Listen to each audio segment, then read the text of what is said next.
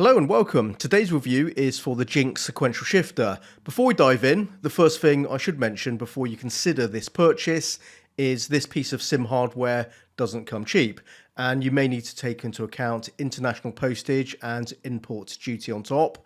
JINX are located in Australia. Secondly, I've owned this one for a while and I did buy mine second hand, so you may notice a couple of surface marks when I show you some close-ups. So do understand my unit is in good condition but not quite pristine. It's how it's arrived, it's second hand, it is what it is. But yeah, if you pay the full asking price for this premium product, you would and should expect it to be without any blemishes. If you like my content, consider becoming a member to help support the channel. Click on the join button to find out more.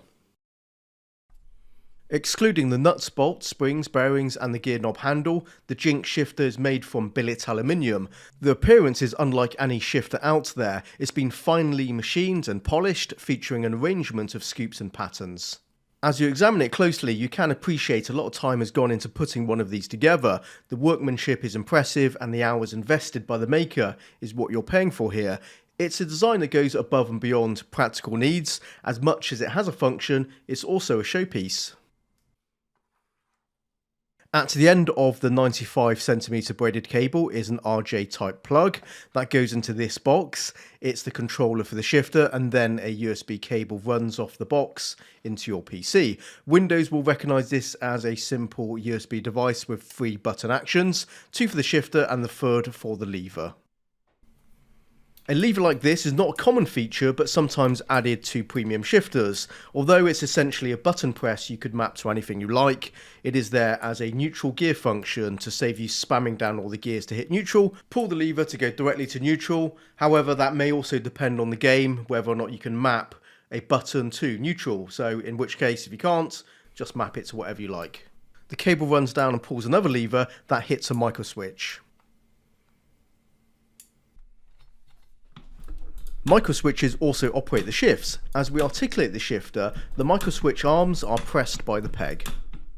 We can also see the action of the springs. These provide tension, but also recentering the shifter lever.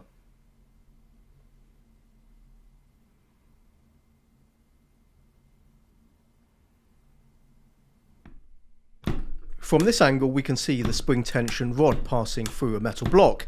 There's a vertical channel bored through the block to the rod. At the top of the block there's a grub screw.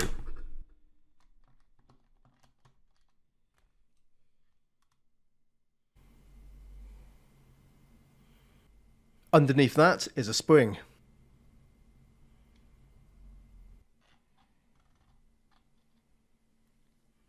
And finally we have this metal plunger. There's a ramped groove cut into the metal rod and the plunger sits in that groove. When we apply enough force, the plunger is forced out of the groove and that gives us the sensation of mechanical resistance. This resistance can be adjusted by how far the grub screw is inset. Screw it in further applies more pressure to the spring and then in turn onto the plunger, and thus increases the resistance of the shifter. When adjusting this, you do need to make sure you apply the same setting to the other side, as there are 2 of these mechanisms, one on either side of the gear stick. 13 kilograms is the highest resistance I was able to achieve. Dialing the grub screw in any further and the mechanism binds.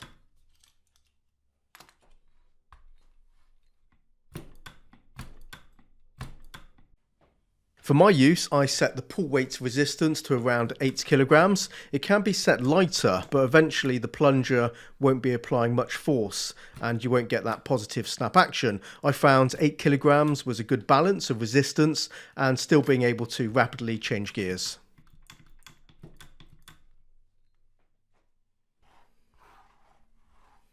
The supplied gear knob is hard plastic with an aluminium top. JINX also sells 2 replacement gear knobs of the same style, but one with a foam covered handle and the other is a rubbery polyurethane option.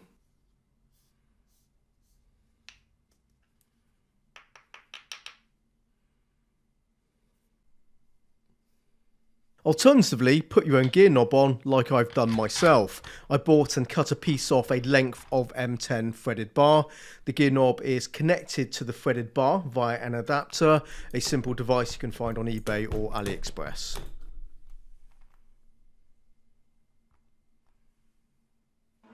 So we're now in the driving seat for some in-action footage, and for me to give you my take on the JINX Sequential shifter. I do prefer a full-size shifter, it's just more authentic, though that can prove to be challenging installing it and running it alongside other devices. Add a handbrake, add an H-pattern shifter, and they all have to work together, all being accessible, so yeah, it can be a little bit of work there. Though I did find the slimline profile of the JINX made it easy to work with. In my setup, it's just 2 bolts and onto a piece of aluminium profile. The shifter is marginally wider than the 4040 profile it's attached to, so installation was easy. The first thing you notice with this shifter is how sturdy it feels. There's no flex or lateral play, the tolerances are absolutely perfect. When you slam through the gears, it's rock solid, you can be pretty abusive with it, you know it's going to hold up. And the movement of the gear lever is super slick. There's no feeling of friction from the pivot point bearing, there's just a resistive element from the snap action and the springs. I've never used a sequential shifter that's felt quite as silky smooth and as elegant as this. When we look at the sum of the working parts, there's nothing really special going on. It's just the way the materials have been used and arranged. And honestly, this is the nicest feeling sequential shifter I've used so far. It might be worth a mention that at one point a long time ago I owned a ProSim Lite version 1 shifter. That's the only other premium sequential shifter I've had amongst the many shifters that have passed through my hands. It felt really good, but the noise it produced was beyond ridiculous. It was incredibly loud and sharp, and I wouldn't say I'm noise sensitive, but it was like a spear through my brain. I really couldn't stand the noise, and eventually I had to sell it. I'm aware of some of you guys out there that have to take into account the noise of the sim hardware they purchase.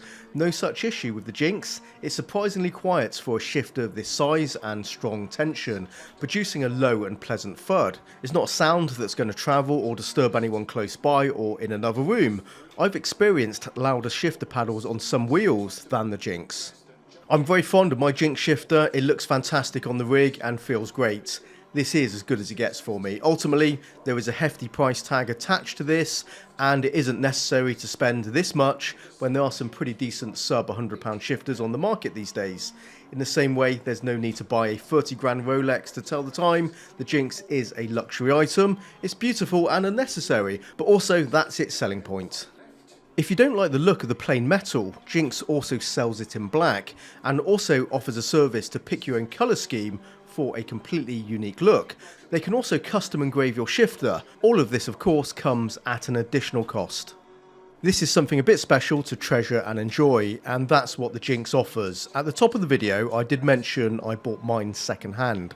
That saved me about 40% off the full asking price. It's rare to find these on the second hand market, so I snapped it up as soon as I found it. For 2 or 3 years I've liked the idea of owning the JINX shifter. It's been on my radar for quite some time, but it's too expensive to buy new, or put it another way, for me personally to justify spending that much on a piece of sim hardware that performs this one task. Now let's add some perspective to this. For about the same amount of money you can buy the Moser R5 bundle, a complete direct drive wheelbase and pedal set. I can certainly recommend the JINX for its core purpose, but on price, I'll leave that for you to decide. What do you think, guys? Let me know in the comments. And any JINX owners out there, are you happy with yours or suffering buyer's remorse? But I'll sign off with these final words, guys. I do like mine. It's fantastic.